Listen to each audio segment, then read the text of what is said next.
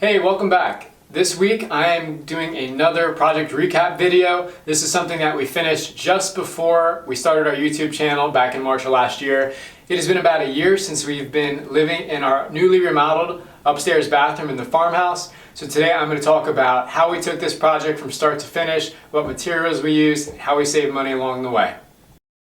We are Alex and Elena, a couple in our mid-20s working towards financial independence and self-sustainability. Follow our journey as we grow, build, fix, and learn the skills we need to get us there.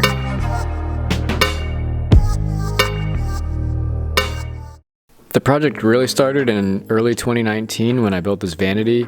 Comparable vanities were going for about $2,000 and I spent a few hundred on this. The design came out of Woodsmith magazine. I just made some modifications to fit our needs.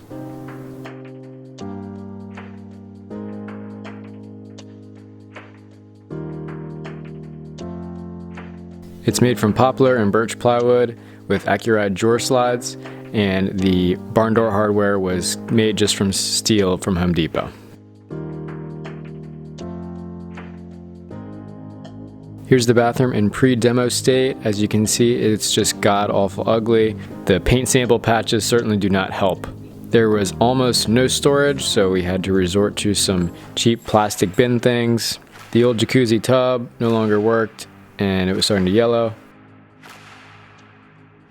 And there used to be a stacked washer dryer here, which made this space even more cramped. It's only a 5x14 room. The linoleum floor and tile also were not very attractive. We started demolition in late October of 2019. You can see there was this bulkhead built over the shower, and at some point the bathroom was salmon colored. One of the biggest issues motivating this remodel was frozen pipes. We had already had a pipe burst over the ceiling and ruin half the kitchen before, so part of this was to relocate all the pipes to an interior wall so we wouldn't have to worry about that again. I ran new 1/2-inch PEX lines all the way up from the basement. If there was one thing I could change about this project, it would be upsizing these PEX lines one more. The interior fittings on these actually neck them down to 3/8, so the water flow to this bathroom is not as good as it used to be, but we can't really change it now, so I call it a life lesson learned the hard way. The floor around the toilet was a mess. The stack had been leaking, so there was mold there, and the floor was just a patchwork of shoddy plumbing practices and cutting way too much out of the floor joists. I essentially had to reframe the whole corner in order to support the floor around the toilet. This bathroom never had a vent fan installed, so that was also something I wanted to do. I was able to run ductwork down the wall and pick up the existing dryer vent. Then while we were at it, we had the walls filled with closed cell foam. Even though none of the rest of the house is insulated, we thought this wouldn't be a bad idea. In order to meet the existing drywall on top of plaster, I had to fur out all the studs. I also took the time to fix this piece of our historic windows that had broken out.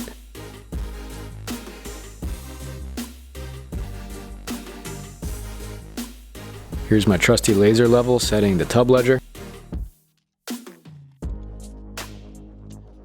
We picked an American Standard enameled steel tub. This has got the solid feel of cast iron without being as heavy. It was still a bear to wrestle in here though. The floor sloped pretty badly, so I shimmed up the whole thing and then put a 3/4 inch sheet of plywood over it. We wanted a niche in the shower, and to simplify that install a little bit, we picked up this product called Ready Niche. Super easy and made our lives a lot easier for waterproofing.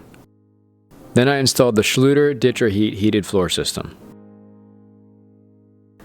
This system easily gets the floor well over 80 degrees, which is really comfortable when you get out of the shower.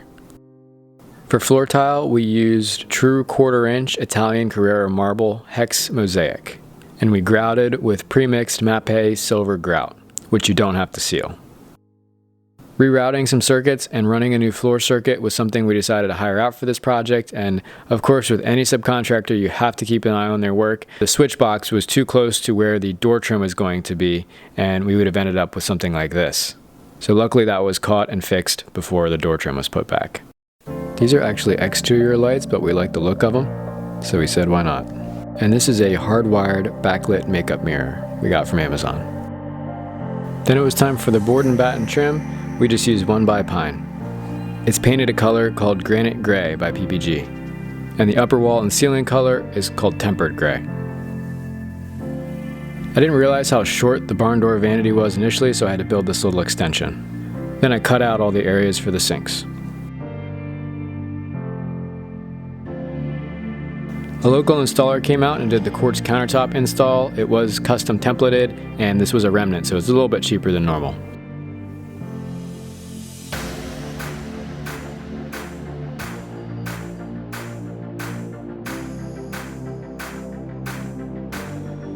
I had to make this custom oak threshold for the door, and it was tapered to match the unevenness of the floor.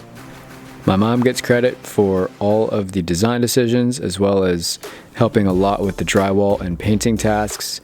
Elena and our friend Shane helped a lot with the tiling.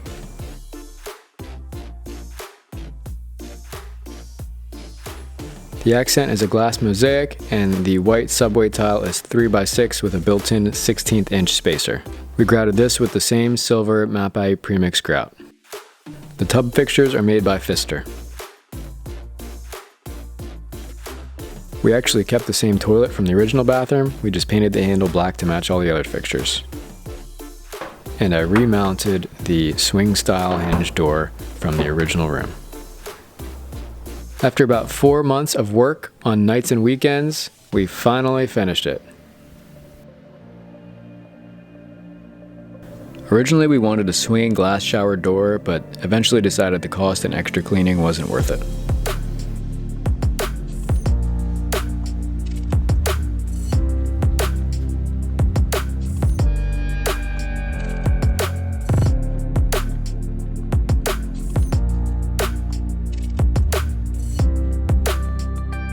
So that's essentially the story of this remodel. Overall, we're really happy with how it turned out. We love all of the design choices. The best thing about this project was the savings aspect of it, because we did most of the labor ourselves aside from some electrical work and the spray foam insulation. We probably saved over 60% compared to if we would have hired this out, because of the extent of the work, the premium materials, and the level of quality for all the work. I think our total bill for this whole remodel was somewhere around the $10,000 range. If we would have hired it out, I have a feeling it probably would have been closer to $25,000. So I hope you got something out of this video. Thanks for following along. You can find us on social media at Mason Dixon Acres on both Instagram and Facebook. And as always, stay tuned for our weekly videos on the channel every Saturday night. Thanks for watching.